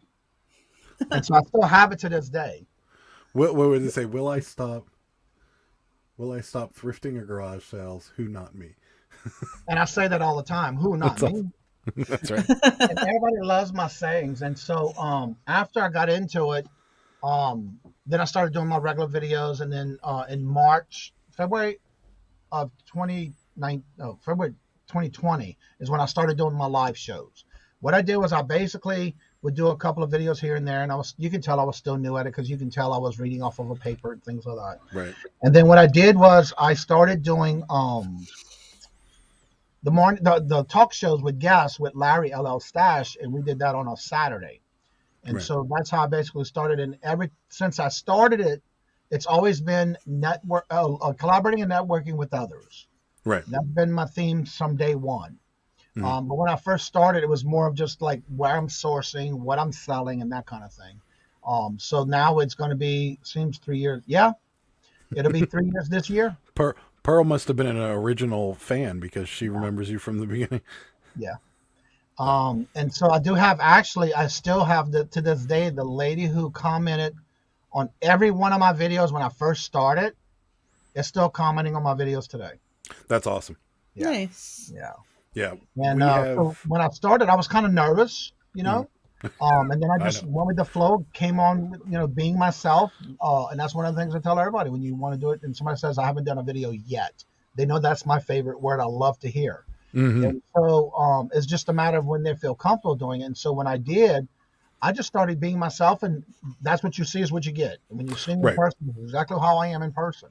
Mm-hmm. And so the more I would do it, and it did take me over 2 years when I had my original Kajun Roots reseller. Mm-hmm. It took me over 2 years, 6 months, and 23 hours to get monetized. Nice. But then again, this past February, it got taken away. Yeah. And so I do talk about it to the point of teaching others what not to do of what I did.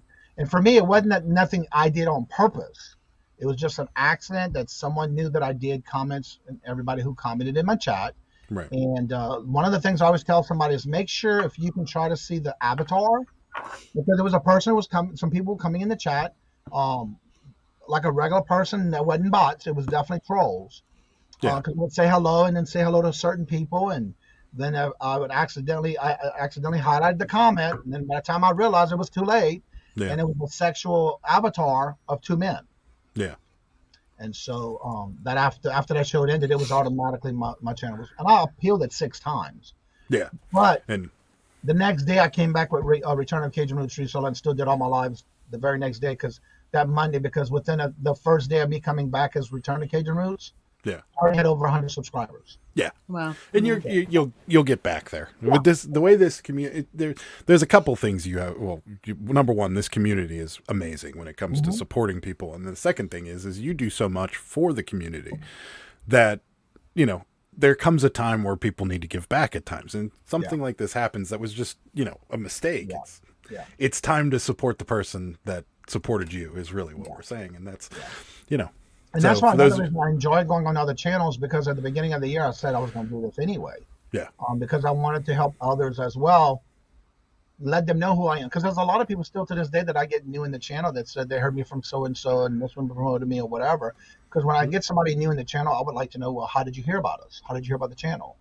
Yeah. And it's always good and positive. I just got another positive thing last night when I did my auction, that somebody does not watch YouTube, happened to watch my video last night and was surprised on how organized I was, and I got everything together.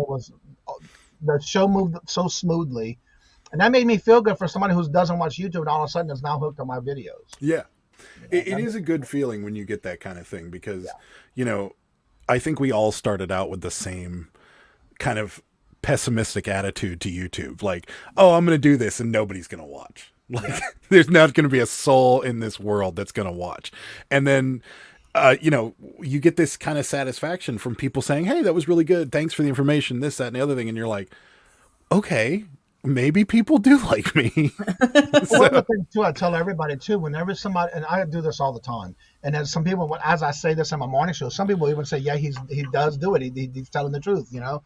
I'll go in, if I see somebody if I see somebody in a chat somewhere and I see them for the first time, when I go to their channel, this is something I recommend for everybody to do. Go and tell that person where you found them. Like if you in a certain chat, like this show, I saw you in the chat. I met you in the chat at this show at this time, and I'm coming to check out your channel, or something to let them know that you found them in another channel. Yeah, I kind of puts them together because they may remember that conversation that might have happened in the chat. Yeah, and that's why I do that.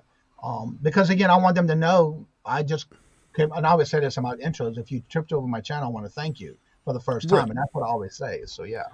Yeah, and it's true too, because you know, and you want to know who's talking about you out there too, because if there's people out there talking about you, it's nice to know that, like, hey, I heard your name from this person or whatever. And so yeah, in the way this community is, it's so tightly knit that you do kind of get that overflow quite a bit. But to hear somebody that doesn't watch YouTube and loved your stuff, that's good stuff. I like hearing that kind of thing. Well, thank Bearded Pogie too for support your hashtag support your friends $10 super chat. Thank you so much. We really appreciate it. So yeah, for those of you that maybe have been subscribed to Johnny in the past or things of that nature, he does have a new channel and it is linked down below in this video. So for those of you that haven't resubscribed, definitely go and do that. And also I want to mention, when I have two other channels. One was when I went to Illinois, and my bucket list was to meet Craigslist hunter Pete. We had a conversation. I even did an interview with him. Nice. When my channel got taken away and terminated, I had the other two channels as well. The one that got taken away was the one that had Dash Live. Cajun Roots Reseller. That's what I only did the lives on that one at that point. And then my other channel was just Kajun Roots Reseller. So I was able to get that channel back. It took me over a month, but I got it back. Oh, nice. I got that channel back, and I got my Kajun Roots Reseller cooking show back. Nice. So as of right now, it's showing that I've just got all these new subscribers within a month or two. Nice. Which is not true because I've had them for quite a while. My husband Robert says, well, Johnny, everybody kept asking, why don't you do a cooking channel? It's like, well, you're already cooking. You already do a video. You got the camera. Why don't you just set the camera up when you're cooking? I said, but you got to remember, I got to think on, if I'm doing this, how would I video that of me if I'm watching somebody cooking this same video? So then I have to measure, whereas in the South, we don't measure. We just a little of this, a little of this. If it's okay, add more, whatever. So it made me think differently when doing those type of videos, and now I enjoy doing it because it's something that I do anyway. First impression of Johnny was look like a kid, kind so, and well, thank you, Perline. And a lot of people tell me that, and I like that. Because I've met some people on my journey so far in being on YouTube, and I've met them again multiple times. We go out when we go back to the lake. We try to meet different people on the way. So we'll get off reselling. So I didn't know you had a cooking channel until just now. So tell me, so are you a Cajun cook? Do you only cook Cajun food? What do you cook? I I couldn't gotta do know. Cajun, but one of the misconceptions about Cajun food is that it's always spicy. That is incorrect. That is It's a what you misconception. put into it that makes it spicy. Most of the cooking that I do, because as I was growing up, my family did not, they would eat spicy food, but it was still the way that Cajun food is cooked. The types of dishes like a jambalaya, dirty rice, a meatloaf. When I did my meatloaf video, it was amazing on how many people did the video, did their own cooking of it, and loved it. Wanted to know how. They were surprised on how moist it was and how it wasn't dry, where they do a meatloaf and it's always dry. So they thank me for doing those type of videos. Or I do a gumbo, a jambalaya, or a red snapper grilled with pecans and andouille sausage. So those are the types of things that I do, like red beans and rice and fried fish. Or I'll do white beans and rice and smothered pork chops or smothered chicken, whatever. These all sound That's delicious. just a southern way of how we How far do you live from us, just out of curiosity? Not a while. Actually, it takes about 2 hours, I think, to get to there from here. Okay. I'm just joking. I think it's okay. I mean, I'll make it. So you do primarily cook. That's really primarily what you cook, is like all just Cajun stuff. Because Well, if some, like for example, I also did, like in the military we call it SOS. I'm not gonna say what it is, but it's I know what it is. I know what it is. Yeah. something on a so shingle. Biscuits and gravy. Yeah, it's biscuits and gravy with sausage. And so Yeah. one day I was in a chat and somebody was, because we were talking about food, and it just so happened they came up with this thing about chocolate gravy over biscuits, and it's a Southern thing. It's like, I'm from the South and I've never heard of it. So I looked it up, and sure enough, it was a thing. And so I actually did that video for him, and it was a hit. I loved it because it was good. So wait, you're saying like a chocolate sauce on like buttermilk biscuits? Yes. But now you've got to do something to the chocolate sauce to make it savory, Well, because you it gotta make sounds it like a white gravy, but you make it with chocolate. okay. I have a video. That we're going to be watching this. Gotta see this. And I do have the other one too with the regular gravy as well. Okay, yeah. We got Perlini says, I love me some Cajun food, used to watch, I guarantee. Mark says, here comes the food 1 hour and 20 minutes in. We have to talk about food. Yeah. There it is. Chip beef in that white gravy. So good. Yeah. And there's Jennifer's channel. Wow. Jennifer, sharing your own channel. Thank you. Rachel said that she's got a restaurant in her area that does a chocolate gravy. Huh. And that was the first time I ever heard of it, so I had to look the recipe up because I've never done it before. I've never heard of it either. And I've cooked a fair amount of Southern food or Cajun food in my lifetime, and I've never heard of it. I mean, I cooked in restaurants for a number of years too, and I've never heard of that. Yeah, I've heard of the SOS many times. And I think it was last week or two. I did a video where it was sugar-free chocolate. It was a pumpkin spice cream cheese squares. It was good. Yeah, That sounds good. yeah. That does sound good. I like anything that has cream cheese in it, really. So And pumpkin spice. yeah, and Well, I roast my own pumpkins, and then I cook it down and smother it with the seasonings.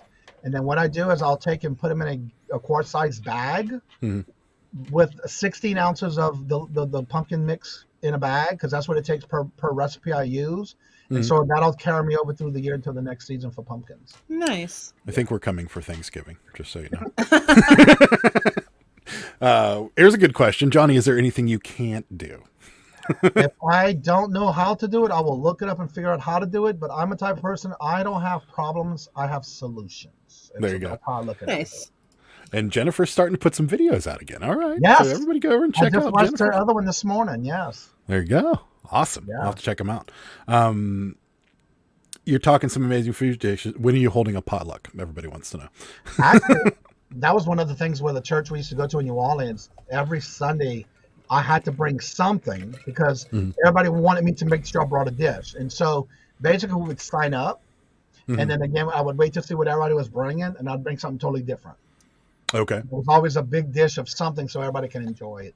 And if it wasn't something that it was too much of regular food, I would bring desserts, and I would bake desserts. Yeah. See, I thought maybe you were like the lemon square person, where there's always that one lady at the church sale that has the most amazing lemon squares, but you were the person that nobody knew. You were the wild card in the potluck. Put another one out today. I got to watch that one too then. Okay. There you go. Put another one out today.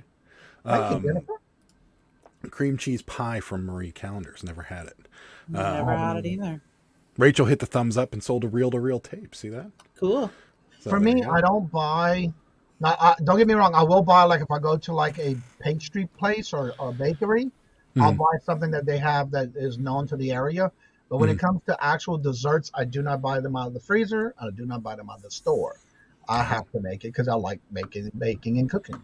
So yeah. Well, if you ever find yourself in downtown Cleveland, there's a cupcake place. Oh yeah, so good. That is unbelievable. I'll have to check it out. Yeah. The cupcakes are probably about this big, and they're open till like 2 a.m. for some reason. It's called Colossal Cupcake. So I've heard of them. it's really good. Yeah, I gotta delicious. try one. Yeah. They were good. Amazing. I don't know why you'd be in downtown Cleveland, but if you ever end up there. For the cupcakes. Yeah. Well, Actually, I think Patrick lives not that far from there, so that'd be a reason to go visit. The food of Cleveland is like amazing. Yeah. I love the food in Cleveland. It's so good. Oh my gosh, it's back down to 300 watch hours? Ouch. Oh, no. That's not good. Oh, I need to get my watch hours before I Okay. Got a gift from LS, so I had to make a video. Well, there you go. I'm glad you're back on the horse there, Jennifer. Well, I actually sent her some so she can start making videos, and it just started happening from there where she's making more now. So, yeah. Yeah. Well, she's always so nice and shares everybody else's channel. And then I saw her channel, and I was like, what you'd never do so. You'd never promote yourself, but it's awesome. You can promote yourself as much as you want, Jennifer. Well, in the morning show, I always drop her link. Yeah, I have it. I didn't know she'd be here today, but I do have it. Yeah. In fact, let me find that for a second here, and we'll put Jennifer's link down there because it's nice. We got audio coming through. Pause. Her videos are over a year ago. You're troubled. I know. Well, yeah, she's always promoting others, so that's why I try to promote her every time she's in the chat because she helps everybody drop links. Whoa, that was not the link I wanted to share at all. That didn't work out. Let's try this again. What link was it? I'm trying to share. You're like, oh. Yeah, it was some giant. Yeah, no, this isn't working for me. I'll get it. It's sharing the YouTube link. You're troubled. Do it this way. It's just there we go. All right, Jennifer. Here's Jennifer's PayPal for everybody. That is support Jennifer. Yeah. She's always great for us, and she's a great moderator and everything. So there is Jennifer's PayPal. Let's try this again because I put her first name in there. Second one around. It's Jennifer's PayPal. Support our moderator, Jennifer. That would be great. Buy her coffee, buy her tea, buy her anything. That's what you need to do. Buy her anything. You know, it sounds delicious. Smashing the subscribe button. That's right. Thanks, Tortoise. I appreciate that. John just got a new cookie shop here that is freaking amazing. It's called Crumble Cookies. I've heard of this. This is a chain. Yeah, I think somebody in Cleveland actually mentioned that to me when I was in the cupcake shop. Oh yeah. Yeah.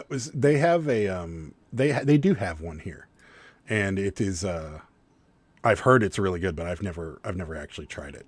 So I'm trying to remove this link now. Forget it. I'm done. I'm not messing around with this anymore.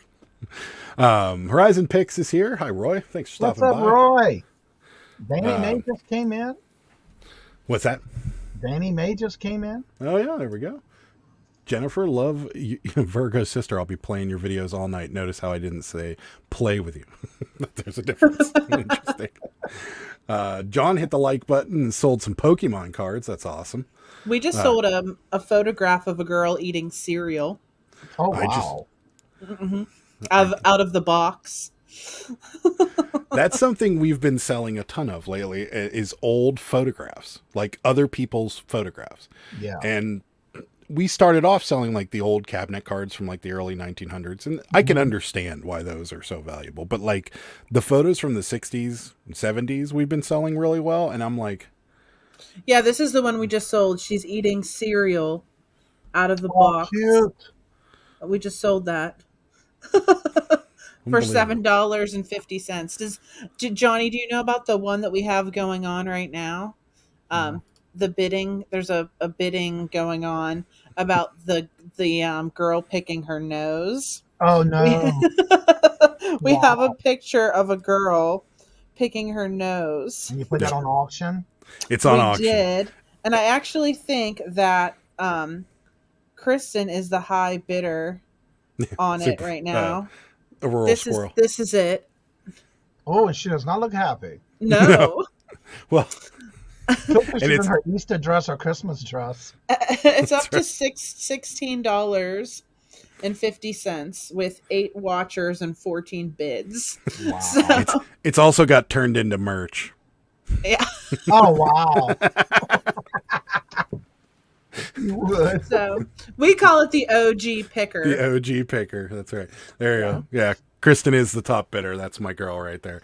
Yeah.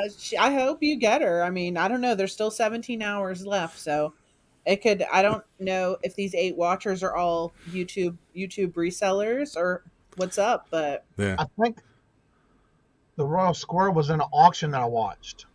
Does she do auctions? I don't think Kristen does auctions. She just started doing lives from what I don't know. Kristen, do you do auctions? It was my understanding that Rachel, her first live was on with Rachel recently. And she's actually on with us next week. So she's been missing her plug every night because I've been telling people. Rachel. Yeah. She was on with Rachel. She was on with Rachel then, maybe. Yeah. She was on with Rachel. She's been doing a lot of I've seen her a few thrift challenges too. She went to Vegas recently, and she does a lot of bin stuff. So, okay. But yeah, love the bins. Yeah, Tortoise designed the sticker, the OG picker. She said, "I'm very proud of that sticker. You should be. It's really good."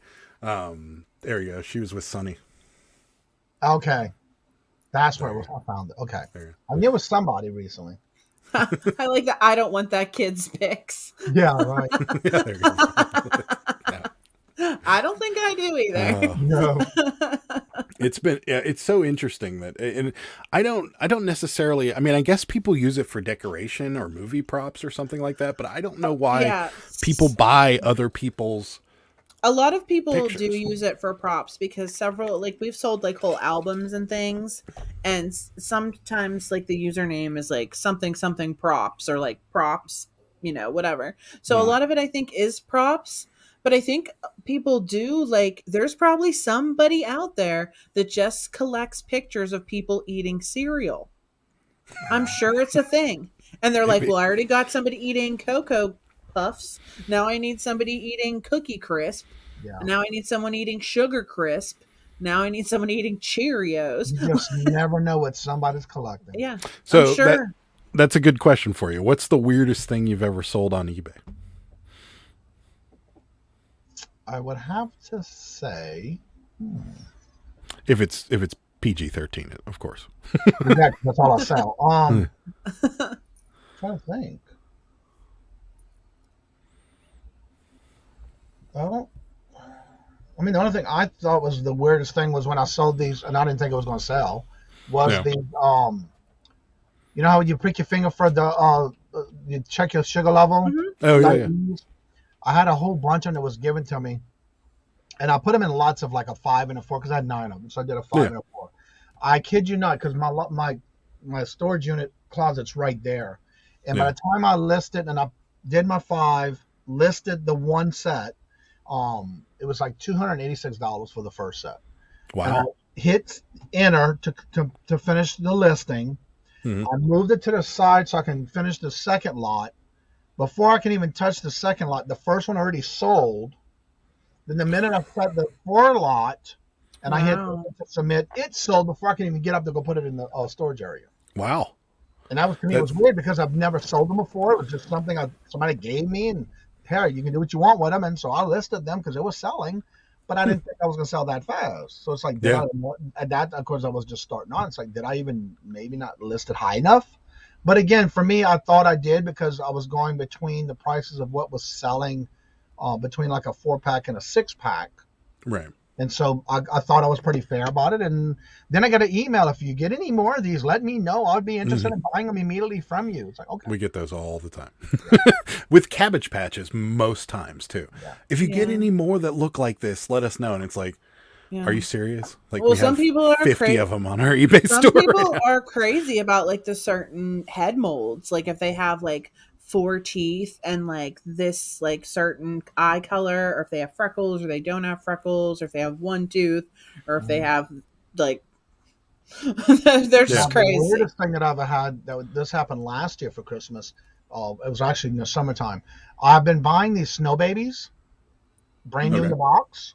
They're Christmas yeah, I know it. I'm familiar with them. Yeah. And the lady had wanted, it was one that was with a mailbox, and the snow baby little bear was sitting on top of the mailbox. And she had asked me, and I'm okay with, like, if somebody sends me an offer, but she sent me an email first, and she gave me the story about her dad had passed away, and she was been looking for this one because it was the same feature for that year he passed.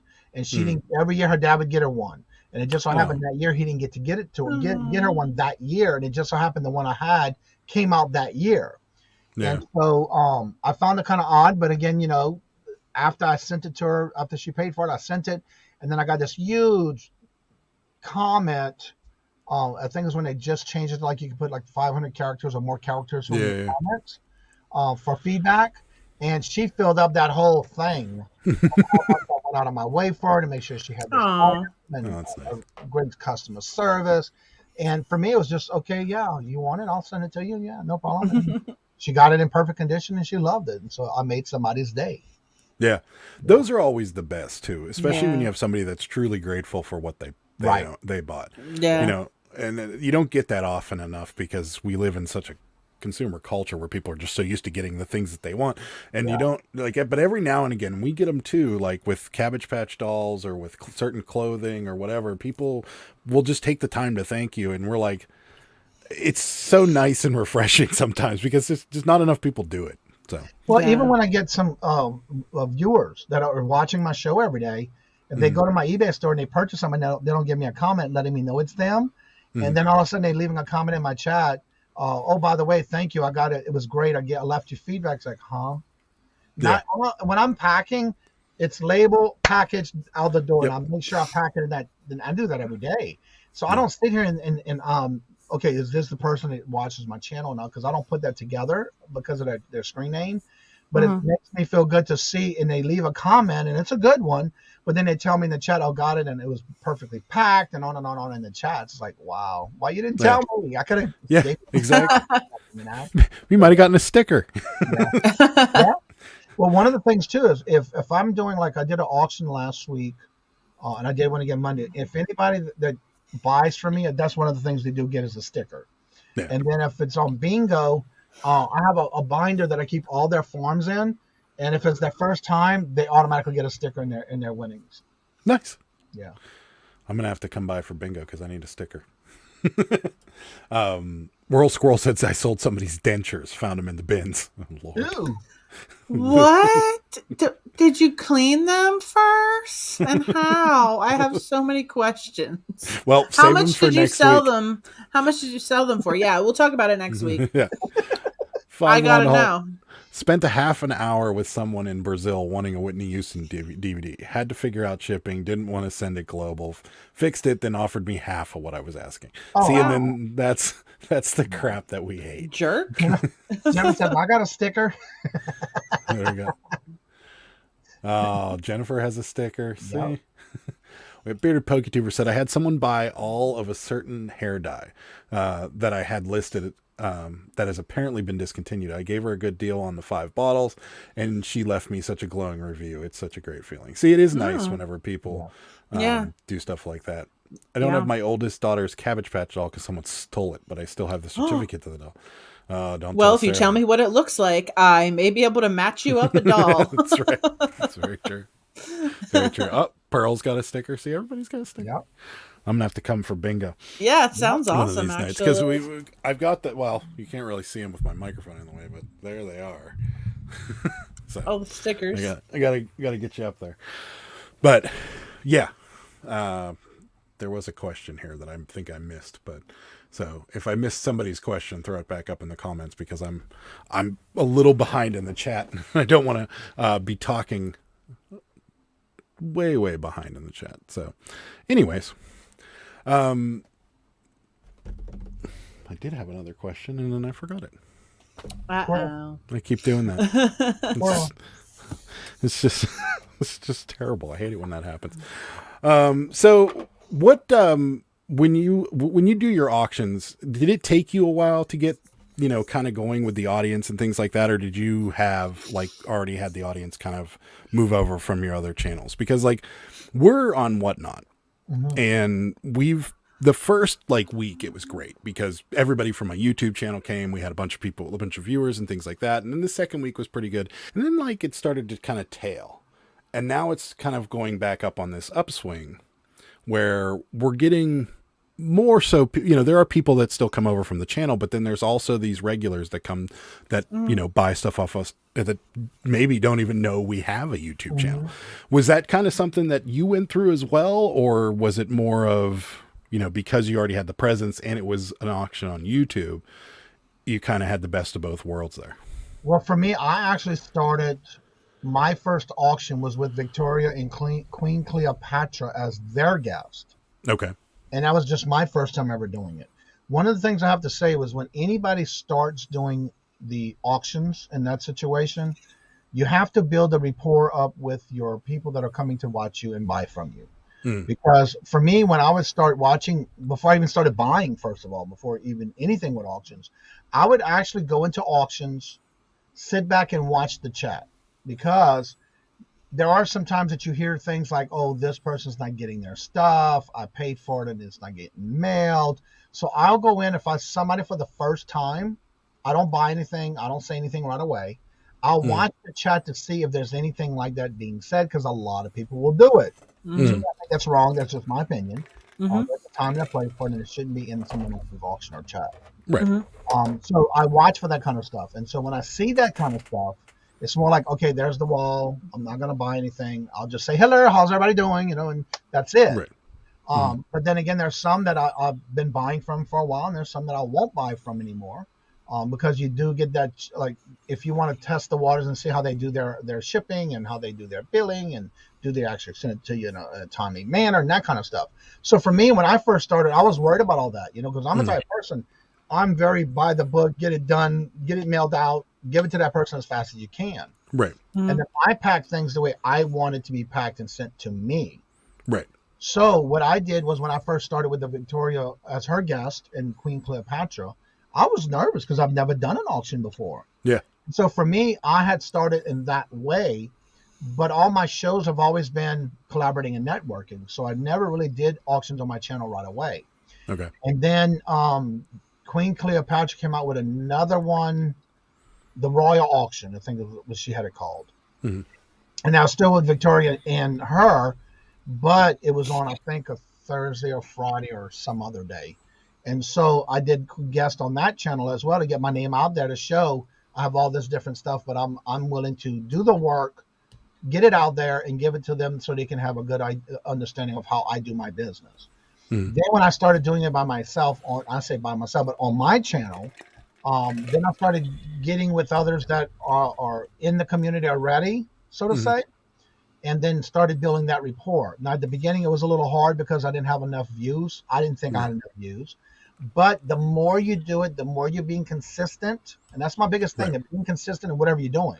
The more you do it and you give them their items, you show them how it's well packed, you take care of it like you would want it to be taken care of and sent to you, and then they will come back and buy again. Exactly. Now, like I tell everybody who even does my Friday shows as my guest, I always tell them, if it's your first time, please do not get discouraged. You may not sell something at this auction at this time because of the people that are in the show or in the chat, but you try again on someone else's, or you come back another week. You'd be surprised. Someday somebody in that chat may be able to say, okay, I want it. I want that item. Right. It may be the right price, so you just don't know that person is in the chat. So my biggest thing is not to, and I see this a lot, don't show your disappointment because that item didn't sell. Right. Yeah. Just keep it keep a good attitude, keep a positive one that you're gonna next. I'm gonna show the next thing. And just keep on moving. Don't change it to where because it shows in your face. And a lot of people don't come back because of it, Or we had that. Like we had a couple bad weeks on Whatnot, and we aren't showing our expressions. We're showing just the shirts, and we're talking behind the camera. Some people are showing themselves, but we don't. And I could tell Adam was getting like really frustrated because things were just selling for $1. And I'm like, you have to not do that. I'm like, and then he wanted to quit. And I'm like, we can't quit. We have to keep going. And then it picked back up and it's been great like ever since then. But I mean, it's not all going to be home runs, but I'm like, you can't get angry. Like, don't get angry, like, well, and in my defense, we had such a good first 2 or 3 weeks on Whatnot that it was a facade. It was, it's new. This is the new shiny present that everybody's going after right now. But now we're to that point, and it's just like what you said. Consistency, when it comes to anything you do in your life, consistency, especially if you're in the public eye. Like, we do these live shows every Thursday and Sunday night at 9 p.m. That's the end of the story. Like, it's going to be here until, people don't want to watch anymore, or whatever. But the more consistency you have, the better it is. And that's like what we got a comment right away. I got my auction winnings. Everything was great, that kind of thing. And Sarah takes particular attention to clean things and make sure things smell good and so forth. So, but every Tuesday we're on Whatnot at 7:30. We're doing an auction every Tuesday. And it's worked for us is that, you continue to kind of build, that audience. And I was just curious if, you had a similar kind of situation with what you do. Now, another thing too, and I had basically learned this from the beginning when I started doing that, and I do this on all my shows. I will advertise it as much as I can to promote it. Now, also I have different pages that I'm on as the groups on Facebook that I basically every show I do, it's being published. It's being put out there to let everybody know. And when I'm on someone else's show, like tonight, I will also promote it on those same platforms that I promote all my shows on, because I want people to know ahead of time, I will be here, or I'll be on this channel, or this is what I got going on. And this way here, the more you do it and you're being consistent, they're going to be there.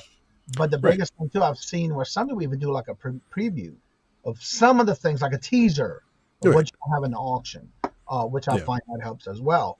But when I'm doing things like a pop-up or just buy it nows, I just go with the flow, and if it's bought, it's bought. If it's not, it goes up for another sale. That's all. Yeah, that's kind of what we do. I don't know if you've seen the Whatnot app, but like we have the ability to do like a little 30-second video that stays on our, and we've done that actually. We've done auctions without them, and we've done auctions with them, and the auctions with them far and above beat out the auctions without them. And there are people that don't do it, people that do card breaks or whatever, they don't need to do it. But like us with selling t-shirts, people want to see kind of an idea of what's there, and they can pick out, I want that one or whatever. And, those types of things. So it definitely works. John got out of here already, but he did have a very funny comment. A little behind. No, sir, you are way behind, and that is true. I'm way behind in this chat. Wrenching Rampage, so far behind. Marty McFly couldn't catch up. That sticker I put on my laptop, the Good Day Sir sticker. I keep forgetting that I designed it, and that's right, he did. It's Pittsburgh picker sticker. When is he live, or when is it? Tuesday? No. I don't play because I hate he pays shipping half the time. I also hate doing the giveaway for that reason. Most of the time I just play for the heck of it, but honestly rather give my winnings away. Is that talking about your bingo game, or it may be. Got it. Because I hate. That's what it sounds like. Well, I've been doing bingo for over 2 years, and to me, it's a night to have fun. There's no reselling. There's just to have a good time and have fun with it. But to me, that's one of my ways of giving back to the community. Yeah, it's just a little something. We don't do anything over 12 ounces because I try to keep it under a pound. So I always make sure that it's at least under 16 ounces or less. And it's just little things like boxes of moon pies, a little 6-count mini moon pies, different flavors, whatever I can get a hold to at that time. We have, like, I'm already in. Donate things. Like they'll donate things. Like I have Miss Helen. She made a whole bunch of homemade things, and she sent me a whole bunch of that to donate under her name. And what I do is I advertise. if they win, this was donated by. And if you're a person that donated and it's your bag, then I'll say that at the beginning of the bingo show and say, look, if for some reason you win and it's your bag of donations, I will send you an email, let you know what flavors of moon pies I have at that time, and you let me know what flavor you want. I'm already in. Right for that person. You had me at moon pies. Pearl says you got to send you some stuff for bingo prizes. Oh, that's so cute. That's awesome. I love that one. That's adorable. Yep. John's out of here. Thanks, John. If you're still here, thanks for stopping by. We appreciate it. That one's cute too. A little plush with the hands and feet. Oh, that's awesome. I love the feet. Yeah, that's so the feet are great. Ed says that's how he found you, Johnny, on a Facebook group. Yep. So cool. Sarah says, or Perlini says, that's awesome, Sarah. I love to receive clean things, and my oldest daughter's name is Sarah. Oh, yeah. I do so much laundry every week. I swear, like, I wash all the t-shirts and everything, for everything. And I do probably like 3 loads a day. I'm not even kidding you. It's true. Like, I do so much laundry. I have a whole pile of t-shirts back here that I have to wash after this. Perlini, just to let you know, I have a box for when this channel hits 1,000 subscribers. This will be the biggest I'll ever give back to the community. I have a box that has the plush and the Funko Pops ready to give away when I hit 1,000. Well, we need to get him to 1,000 as fast as humanly possible. And there was something that happened on my channel when I got this channel back. Well, when I got this channel started, and we had issues where I kept appealing it. But what happened was I could not even get to my AdSense account. Yeah. So that money stayed in dormant for that while. So and it was over almost $200. Yeah. And so what happened was Glam's Closet came on that morning and promoted it so much that what I did was for that day, because a week later, I got a release on my money because they sent me please update your AdSense account.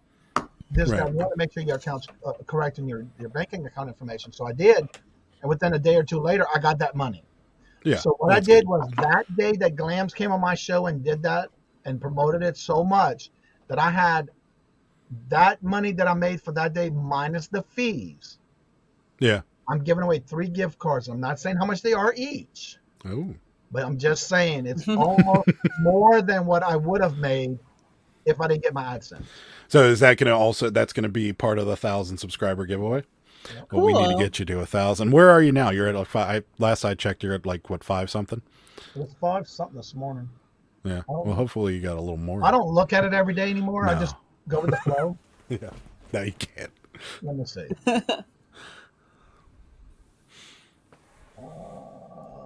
Go with that one there. 578. There you go. Cool. Yeah. Well, close to 600. Mm-hmm. Yeah. And this month on the 14th. Yeah, the 14th will be 2 months I've been with this channel. There you go. So we're getting there sooner or later. And I'm already over 5,000 watch hours already. Wow. That's awesome. Yeah. The lives help with that too. And you do you get a lot of people watching back after the fact? So yeah. Patrick Murphy's here, says why hello. Stopping by to say hi and light up that like button. Thanks, Patrick. We appreciate it. Yeah, they're 2 days behind on the numbers. So as of 2 days ago, I hit 5,037 watch hours. Nice. Wow. That's awesome. You got that out of the way. Yeah. Bearded Poketuber just subbed right after the live started. Glad to have found you, Johnny. So Thank you. All right. Well, we are running up against 2 hours. We might as well give you an opportunity, plug what you got to plug coming up on your channel. Okay. And then we'll get going for the day. All right. So, what do you got coming up? Monday through Friday, every morning at 8:30 a.m. Eastern Standard Time. Monday through Friday only. It is the morning show, Coffee with Kajun. It is a collaborating and networking type of live show that we do where the first 15, 20 minutes I'll go through, and I'm a type of person, I'll tell everybody hello. Get to that last comment, and when I get to that last comment, I'll then drop the link in the chat, open it to those in the chat where you can come on and promote your channel.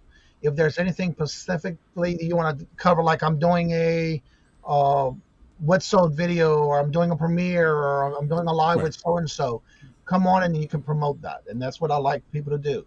And in the chat, of course, Jennifer's always dropping links, so we make sure we promote her as well. It's more like promoting and networking with others. Like, for example, in the chat, I want everybody to communicate with each other, but also promote yourself.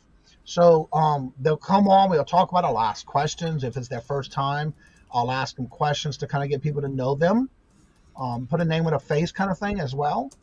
And then that's Monday through Friday. And then on every Friday, I do on the community tab a featured channel of the week.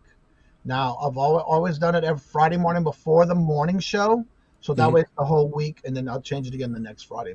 Like tomorrow morning, I'll be changing it. And I have a list in order of when I've added somebody to that list. And that's where I take it off and go to the next person. And then on every Monday night at 5 o'clock p.m. Eastern Standard Time is my fun night bingo night. I've been doing that for over 2 years. It's free to play. You pick 5 numbers, 1 through 75. You put them in the chat, write them down. Those are your numbers for the night. You can win multiple times.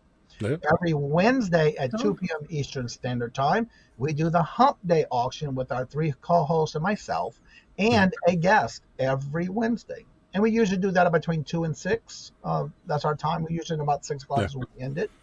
And then every other Friday, this Friday, tomorrow is my Friday off. But every other week we do the TGIF Buy It Now Sell Auction.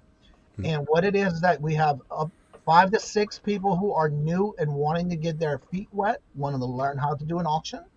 You can always reach out to me on my social media pages. I do have a link tree where you can reach out to me because right now I am booked to the last week of April. Wow. And I'm getting ready to start the course the next month, but I need to fill that last week first. So that's where I'm at now. And so they need to reach out to me. It is first come, first serve. I keep those listed. And once they're done, I'll move on to the next month. And that's where I'm at now. So there's my link tree. You're more than welcome to reach out to me on any of my social medias. I also have on all my videos, I always put in the description bar, the co-host, their information, my information. I have my mailing address and my PayPal information, like for those who may want to donate for the bingo. Anytime somebody donates and they donate money, they'll let me know either it's towards the postage or it's whatever you want to purchase or whatever. And if I go to purchase something, I will put their name on that donation in the bag, so I can promote them as well. Yeah.